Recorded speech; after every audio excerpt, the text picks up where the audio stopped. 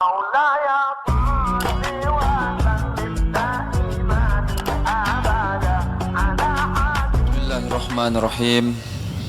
Assalamualaikum warahmatullahi wabarakatuh. Jamaah salat subuh yang dirahmati Allah Subhanahu wa taala. Kembali pada Jumat subuh pagi ini kita melanjutkan pengajian kita dalam kitab Mukhtarul Ahadits. Kita masih membahas tentang hadis yang dimulai dengan huruf lam. Kita mulai hadis nomor 1005. Hadis yang dimulai dengan huruf lam. Bismillahirrahmanirrahim. Qala Rasulullah sallallahu alaihi wasallam. Rasulullah sallallahu alaihi wasallam bersabda, Laisa min abdin, tiadalah dari seorang hamba, kata Rasulullah, yaqulu, yang mana dia senantiasa mengucapkan kalimat la ilaha illallah mi'ata marrah, yaitu kalimat la ilaha illallah mi'ata marrah, sebanyak 100 kali, illa ba'asahullahu ta'ala fi yaumal qiyamah wa wajhu kal qamari lailatal badri.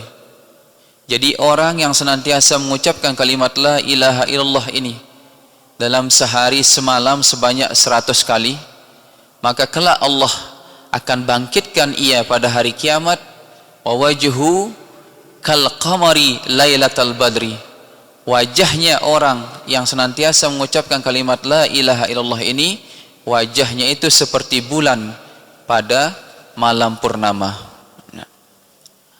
Walam yurfa li ahadin yauma izin amalun salih afdalu min amalihi, dan tiadalah diangkat li ahadin bagi seseorang yauma izin pada hari itu, yaitu hari kiamat, amalun suatu amalan, afdalu yang lebih afdal, min amalihi daripada amal ini, yaitu amal kita mengucapkan kalimat la ilaha illallah. Illa man qala misla qawlihi aw zada, kecuali bagi orang yang telah mengucapkan seumpama kalimat ini aw zada, atau menambahnya. Jadi tidak ada amalan kelak pada hari kiamat ketika manusia dibangkitkan oleh Allah Subhanahu wa taala menyamai atau melebihi keafdalan atau keutamaan dari kalimat la ilaha illallah. Auzada, atau dia menambah kalimat ini, yaitu dengan ucapan Muhammadur Rasulullah. Nah, inilah kelebihan keutamaan kita mengucapkan kalimat tauhid, yaitu kalimat la ilaha illallah. Selain Allah akan memberikan kita pertolongan-pertolongan di atas dunia berupa kemudahan-kemudahan kita menjalani dunia ini, maka kelak di akhirat Allah akan bangkitkan kita, yang mana wajah kita itu seperti bulan pada malam purnama. Nah, tidak ada amalan yang lebih afdal, yang mana ketika manusia dibangkitkan pada hari itu, selain amalan kita mengucapkan kalimat la ilaha illallah, atau kita menambah kalimat ini dengan ucapan Muhammadur Rasulullah.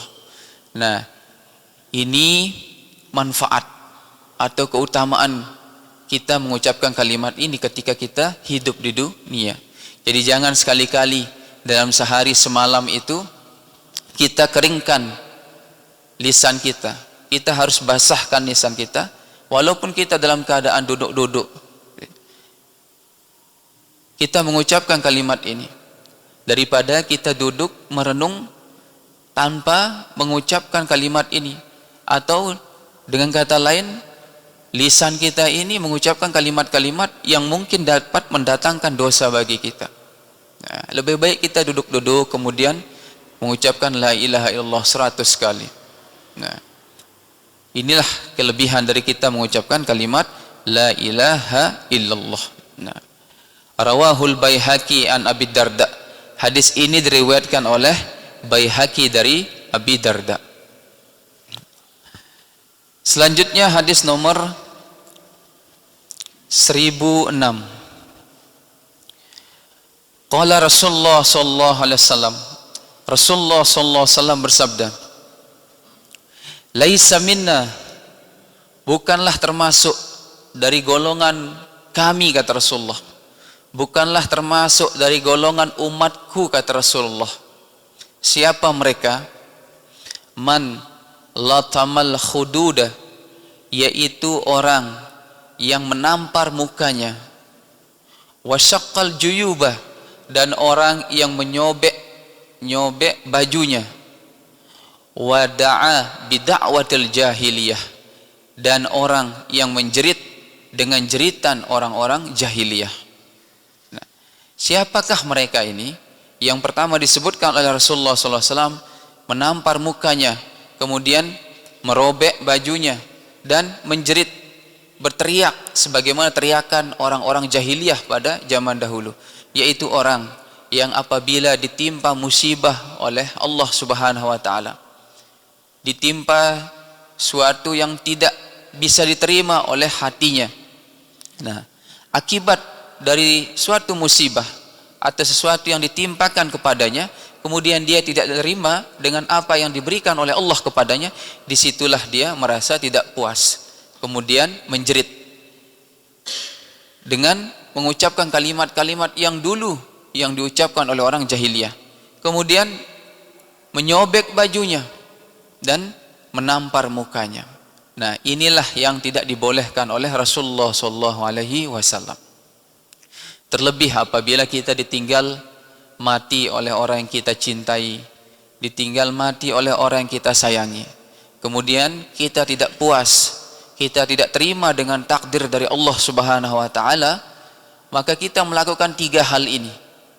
Menampar muka kita, kita menjerit dengan teriakan seperti yang dilakukan oleh orang-orang jahiliyah pada zaman dahulu, kemudian merobek-robek baju kita, seolah-olah itu isyarat atau tanda kita tidak terima terhadap keputusan dari Allah Subhanahu wa taala. Maka 3 golongan ini, yaitu yang merobek bajunya, menampar mukanya, kemudian menjerit dengan jeritan orang-orang jahiliyah pada zaman dahulu, laisa minna, kata Rasulullah, bukan termasuk dari golongan umatku.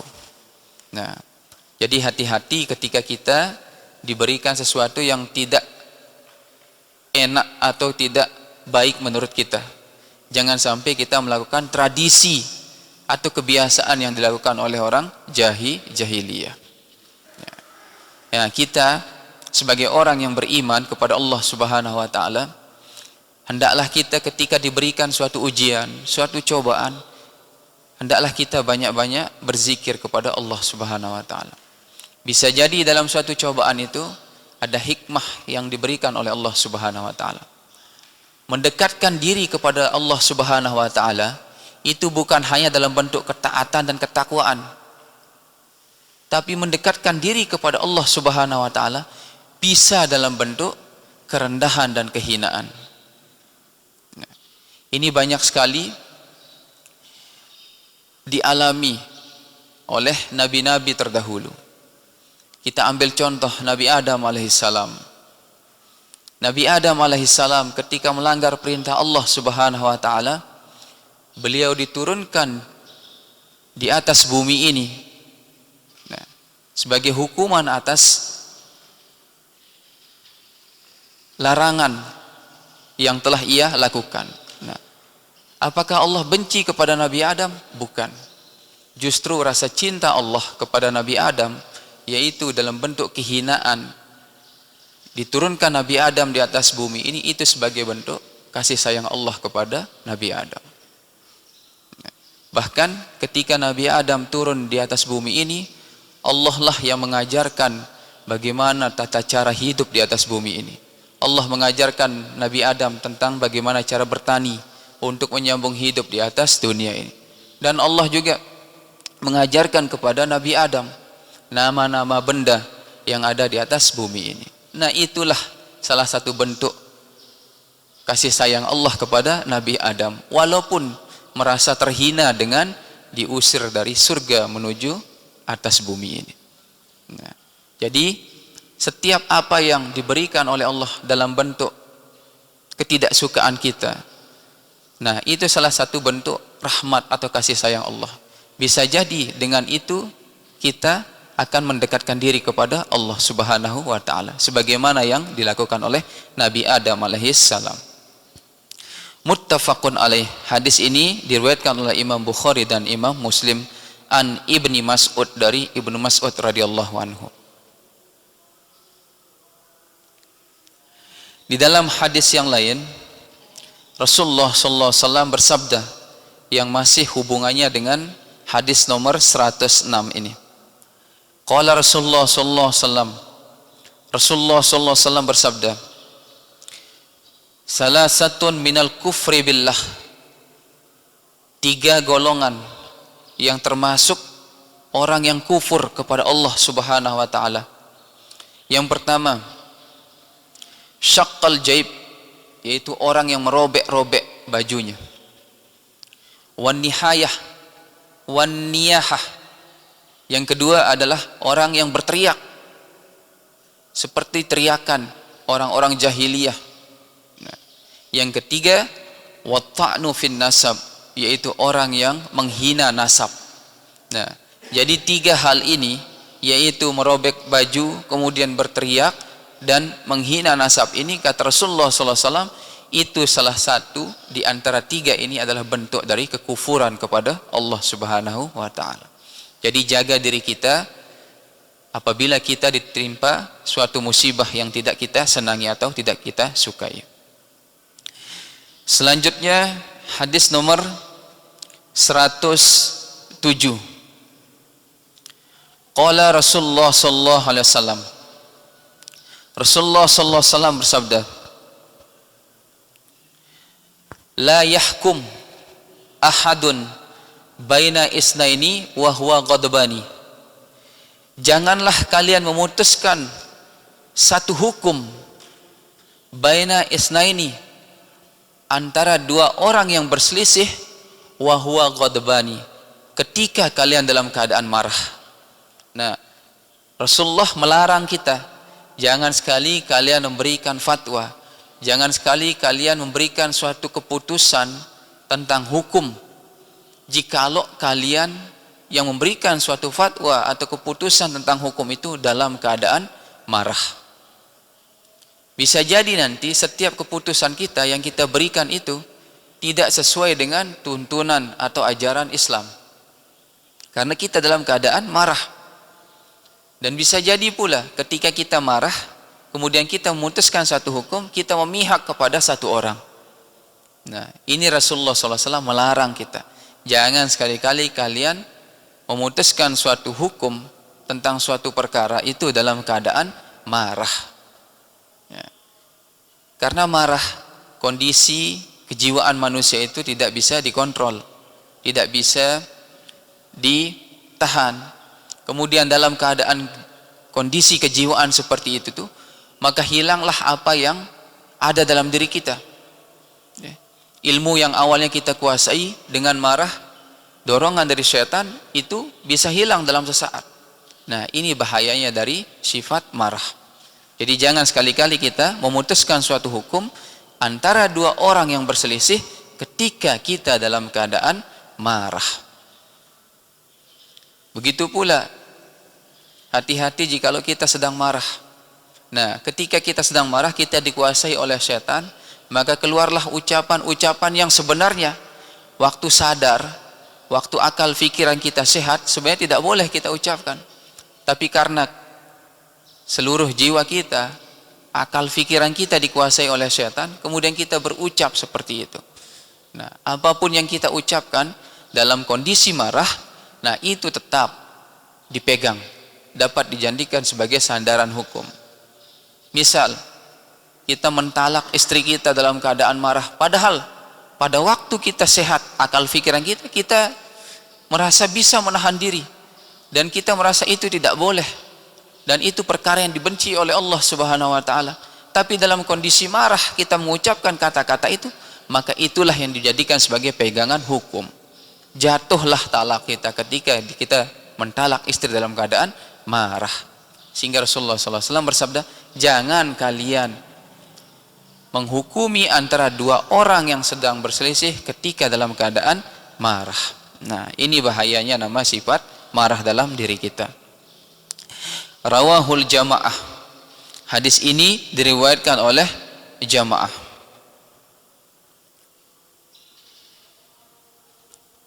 Selanjutnya hadis nomor 1008.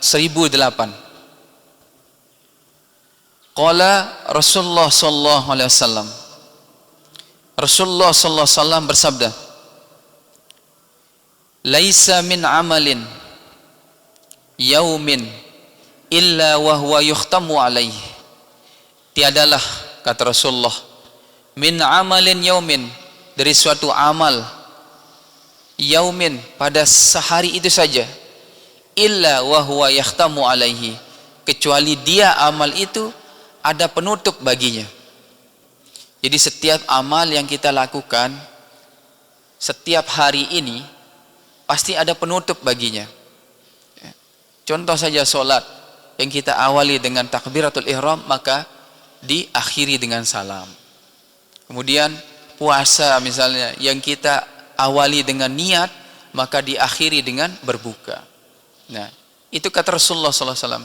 Setiap amal yang kita lakukan sehari itu pasti ada penutup dari amal itu. Nah, faiza maridal mu'min, maka apabila orang beriman itu sakit, nah, qalatil malaikah, malaikat berkata kepada Allah Subhanahu wa taala. Apa kata malaikat? Ya Rabbana, wahai Tuhanku, abduka fulanun, hamba engkau si fulan ini, qad habastahu, sungguh engkau telah menahan ia. Jadi orang yang sakit itu tidak bisa berbuat apa-apa, tidak bisa melakukan amal kebaikan, dikarenakan karena ditahan oleh Allah Subhanahu wa taala dari sakitnya. Nah, malaikat berkata kepada Allah Subhanahu wa taala, ya Rabbana, wahai Tuhanku, abduka fulan qad habastahu, ini si fulan hamba engkau ini, engkau telah tahan aktivitasnya untuk melakukan amal ibadah karena dia sakit. Nah, fayaqulu rabbu, maka Allah Subhanahu wa taala berfirman kepada malaikat. Apa firman Allah kepada malaikat? Ikhtamu lahu ala misli amalihi. Wahai malaikat, ikhtamu lahu ala misli amalihi, tutuplah oleh kalian lahu, bagi hambaku yang sakit itu, ala misli amalihi, atas seumpama amalnya, hatta yabra'a au yamutu, sampai hamba itu sembuh atau mati. Nah, maknanya apa? Jadi malaikat diperintah oleh Allah Subhanahu wa taala, wahai malaikat, jikalau engkau mendapati seorang hambaku yang sudah terbiasa ketika dia sakit melakukan amal soleh, melakukan kebaikan-kebaikan, kemudian Allah tahan dia. Apa bentuk penahanan Allah kepada seorang hamba? Allah berikan nikmat berupa sakit. Nah, firman Allah kepada malaikat, wahai malaikat, catat amal kebaikan selama ia sakit seperti amal kebaikan yang ia lakukan waktu dia sehat. Nah, ini firman Allah kepada malaikat. Jadi beruntunglah kita sebagai manusia yang senantiasa setiap harinya, setiap saatnya, setiap waktunya kita habiskan hari-hari kita itu dengan kebaikan-kebaikan. Maka ketika kita sakit, Allah juga mencatat kebaikan seperti yang kita lakukan waktu sehat kita dalam keadaan sakit. Nah, ini firman Allah kepada malaikat. Hatta yabra'a au yamut, sampai orang yang sakit itu sembuh atau mati. Nah, Inilah kasih sayang Allah kepada kita sebagai hambanya. Jadi tetap, walaupun kita sakit, terus dicatat oleh malaikat kebaikan-kebaikan yang kita lakukan sewaktu kita sehat. Nah, jadi ini salah satu bentuk kasih sayang Allah kepada hambanya. Walaupun sakit, tetap Allah itu peduli, memperhatikan kita. Ya. Amal-amal kebaikan yang kita lakukan waktu kita sehat dicatat juga waktu kita sakit. Rawahul Hakim. Hadis ini diriwayatkan oleh Hakim. Nah, sama juga halnya seperti orang yang melakukan amal keburukan, amal kejahatan. Waktu dia sehat, dia melakukan amal kejahatan, malaikat mencatat. Begitu pula waktu dia sakit, malaikat juga mencatat. Kenapa malaikat mencatat? Karena setiap keburukan atau kejahatan yang ia lakukan menyakiti perasaan dan hati orang lain, itu akan terus-menerus juga. Waktu dia sakit, hati orang itu juga akan tersakiti. Nah, ini dua hal yang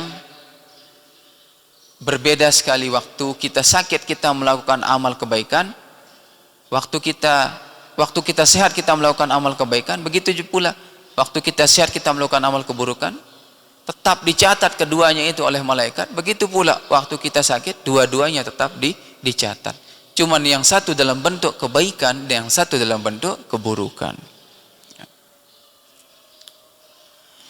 Selanjutnya hadis nomor 1009. Qala Rasulullah sallallahu alaihi wasallam. Rasulullah sallallahu alaihi wasallam bersabda, "Laisa minna man lam yarham shaghirana." Bukanlah termasuk dari golongan umatku, kata Rasulullah, man lam yarham shaghirana, yaitu orang yang tidak menyayangi anak-anak kecil. Walam ya'rif haqqa kabirana, dan bukan termasuk pula dari golongan umatku, kata Rasulullah, lam ya'rif haqqa kabirana, yaitu orang yang tidak mengetahui hak-hak orang yang lebih tua. Jadi dua hal ini harus kita penuhi. Kita sayang kepada anak kecil, dan yang kedua, kita juga penuhi hak-hak orang yang lebih tua daripada kita. Apa hak orang yang lebih tua daripada kita itu? Ya kita hormati. Bentuk penghormatan kita seperti apa? Banyak sekali. Pertama dari ucapan, yang kedua dari perbuatan atau tindakan.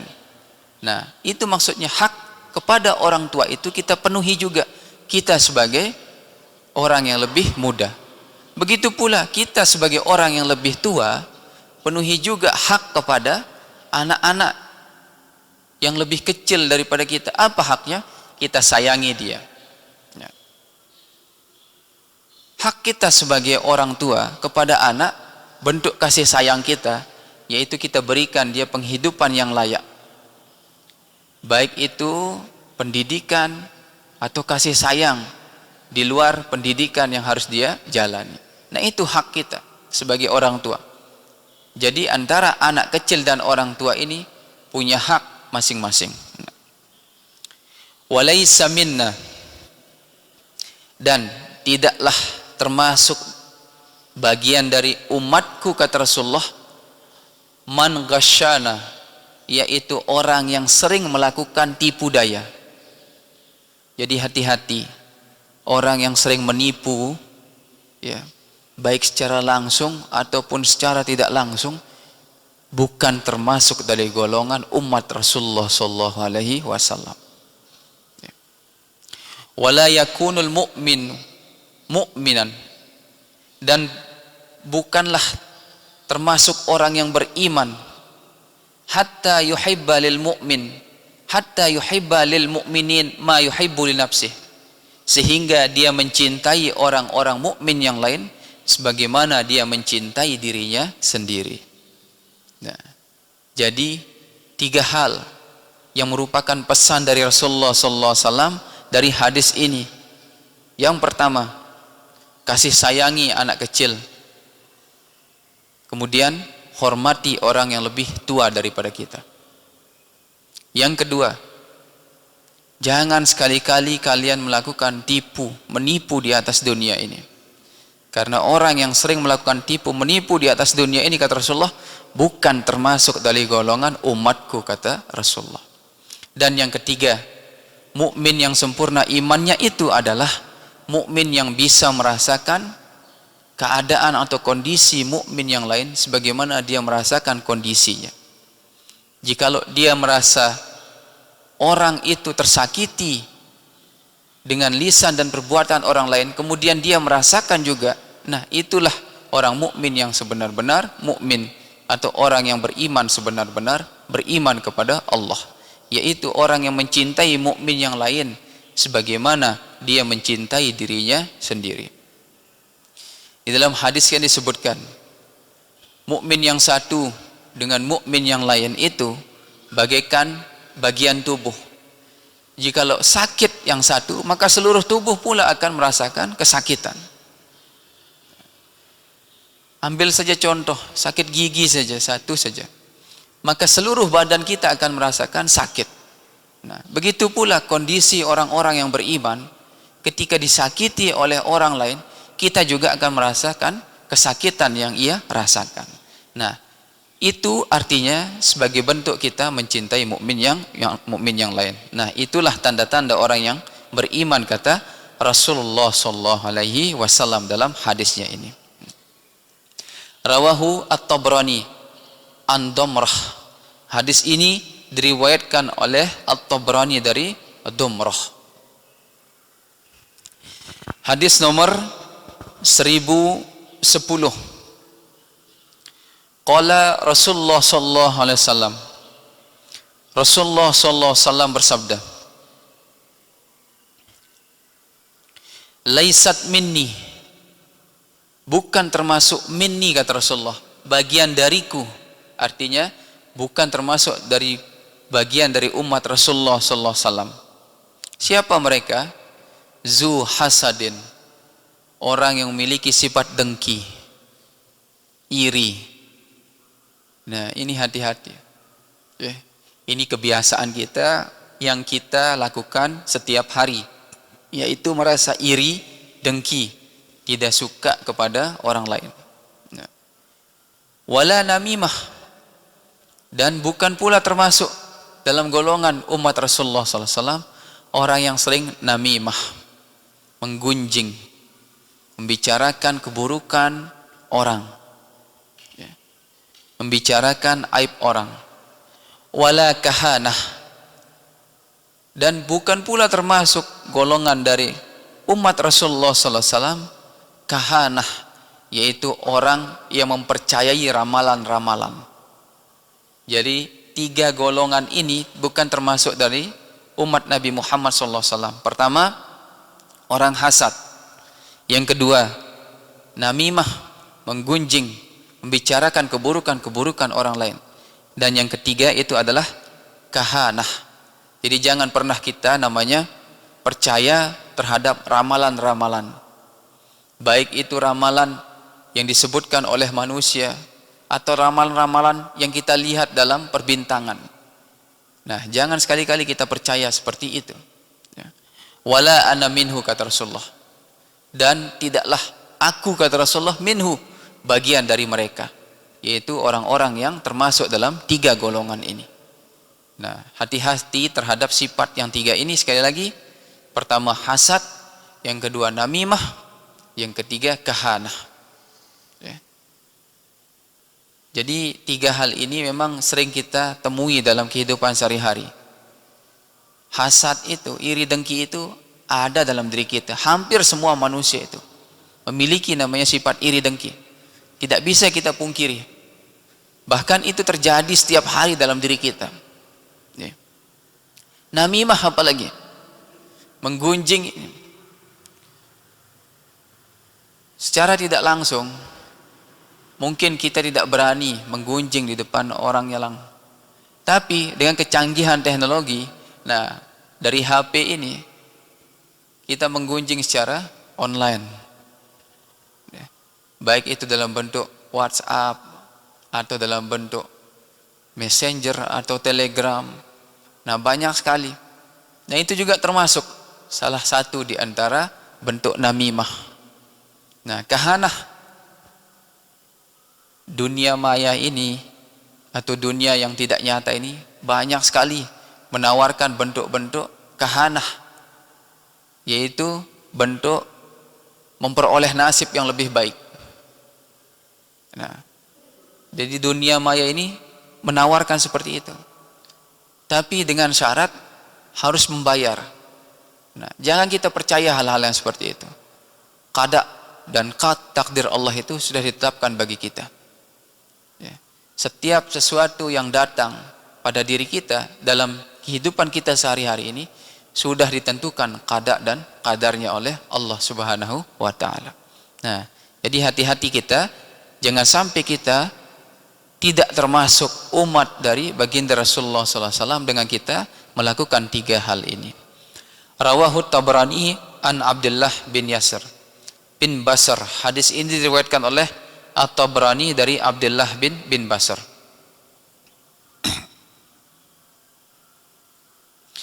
Hadis nomor 1011.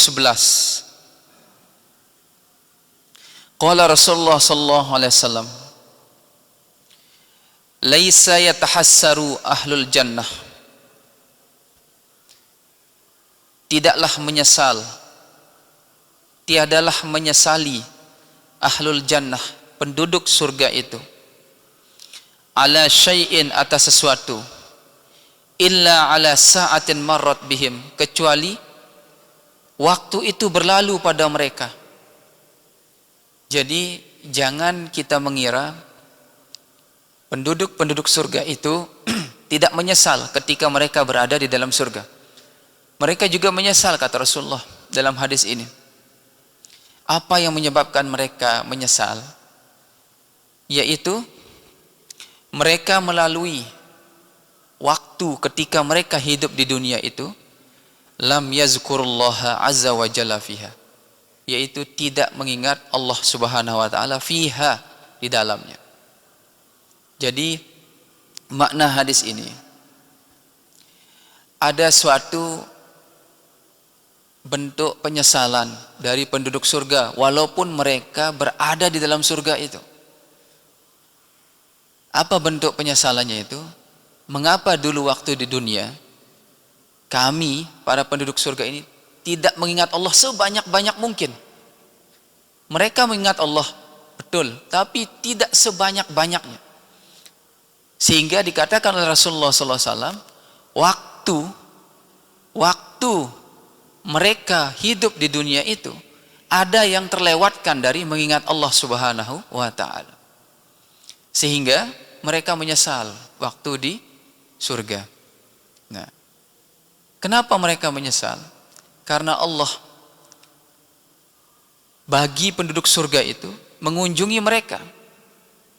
Karena tidak ada kenikmatan yang lebih utama dibandingkan daripada kenikmatan ketika Allah mengunjungi para penduduk surga. Tapi ada pula penduduk surga yang tidak dikunjungi oleh Allah Subhanahu wa ta'ala. Di dalam Al-Quran kan disebutkan, barang siapa mengingat aku, kata Allah, aku juga mengingatnya.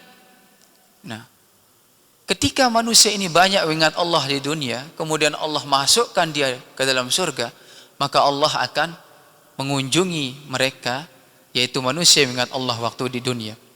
Tapi ada pula mereka yang masuk ke dalam surga, ada pula manusia yang masuk ke dalam surga disebabkan karena hal-hal yang lain. Bisa jadi waktu mereka masuk dalam surga itu, mereka mampir dulu ke neraka, dimasukkan ke dalam surga oleh Allah.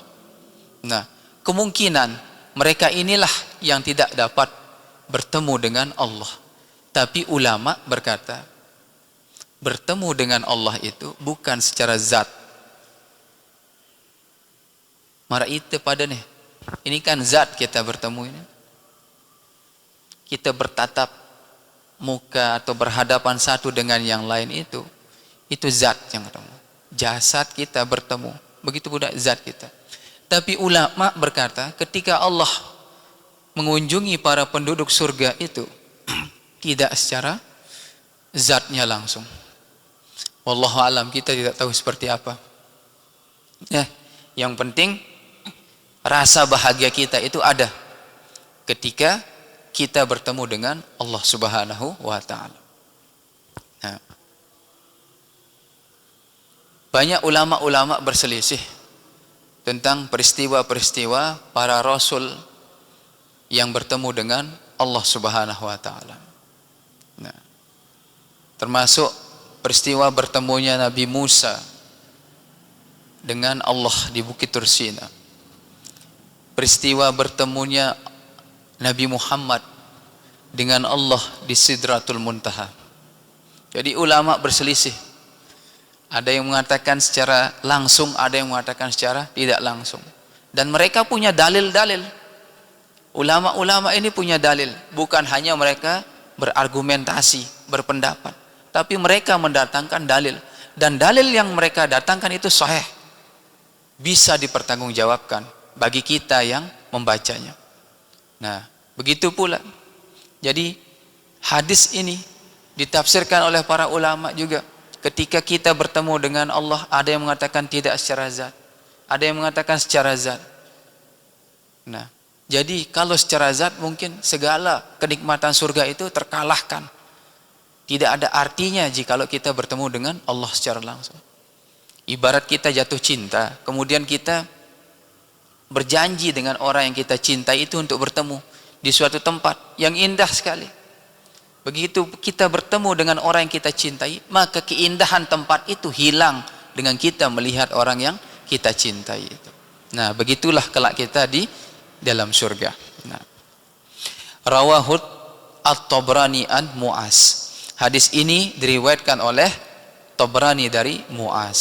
Nah, jamaah salat subuh yang dirahmati Allah Subhanahu wa taala, beberapa hadis telah kita bahas pada pertemuan Jumat subuh pagi kita. Insyaallah akan kita lanjutkan kembali pengajian kitab Mukhtarul Ahadits ini pada Jumat subuh yang akan datang. Mudah-mudahan apa yang kita sampaikan pada Jumat subuh pagi ini mendapatkan keberkahan dari Allah Subhanahu wa taala dan mendapatkan ridha dari Allah Subhanahu wa taala. Mari kita tutup pengajian kita pada pagi hari ini dengan kita bersama-sama membaca doa kafaratul majlis dan berdoa kepada Allah Subhanahu wa taala. Subhanakallahumma wa bihamdika asyhadu an la ilaha illa anta astaghfiruka wa atubu ilaik. A'udzubillahi minasyaitonir rajim. Bismillahirrahmanirrahim. Alhamdulillahirabbil alamin, hamdan yuafi ni'amahu kafi wa mazidah. Ya rabbana lakal hamdu kama yanbaghi li jalalika wajhikal karim wa azimi sultanik. Allahumma salli ala sayyidina Muhammad wa ala alihi wa sahbihi wasallam. Allahumma amnun alaina bisawfa'il ma'rifah wa hab lana tasihhal muamalah fima bainana wa bainaka ala sunnah warzuqna sidqata wa quli alaika husna zanni bika wa amnun alaina bikulli ma yukaribuna ilaik maqrunan bi awafid darin birahmatika ya arhamar rahimin.